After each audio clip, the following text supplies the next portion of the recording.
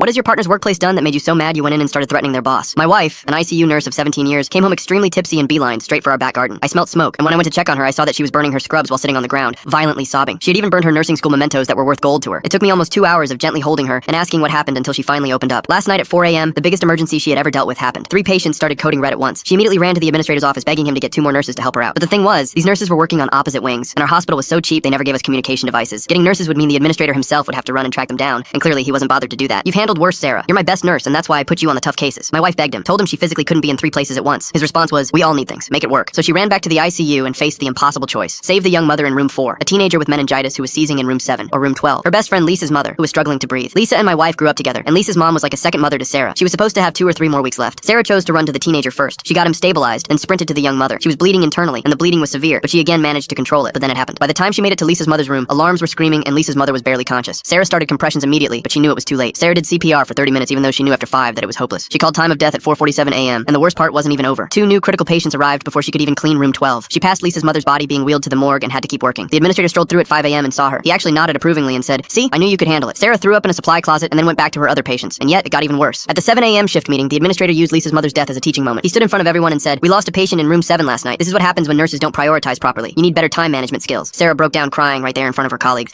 The administrator's response was, "And this emotional response is exactly the problem. This kind of behavior affects team morale. Document everything properly and see me after your shift." He wrote Sarah up for emotional unprofessionalism. After Sarah opened up, she passed out intoxicated on the couch, and that's how I spent my day planning. I'm a former military medic. I know what it's like to make life and death decisions. I knew how Sarah felt, and for some lazy effing eye hole to make my Sarah feel that way, I wasn't gonna let that slide. I drove to the hospital at midnight and parked in the administrator's reserved spot. I didn't sleep. I waited in the darkness until he showed up at 6 a.m. for his shift. He was furious about his parking spot, but when he stepped out, I did too. I walked right to him and told him we needed to talk about what he did to my wife. I honestly wanted to act in a way that would get me 25 to life, but I restrained myself. Instead, I told Mr. Cheeseburger Gut in front of me that the patient who died last night was Sarah's best friend's mother, that he literally forced my wife to choose between who lived and who died. He wasn't interested though. He tried to push past me, but sadly for Mr. Cheeseburger Gut, I stood firm. That's when he threatened to call security and report my wife for abandonment. He said, "That old woman was dying anyway. This is part of the job." I clenched my fists and told him to say that again. "Okay," he said. "She was gonna die anyway. Me going around chasing for a nurse who was God knows where wasn't worth it." That's when I pulled my phone out of my pocket. "I've been recording you the whole time," I said. His face went white. Full story on channel linked below.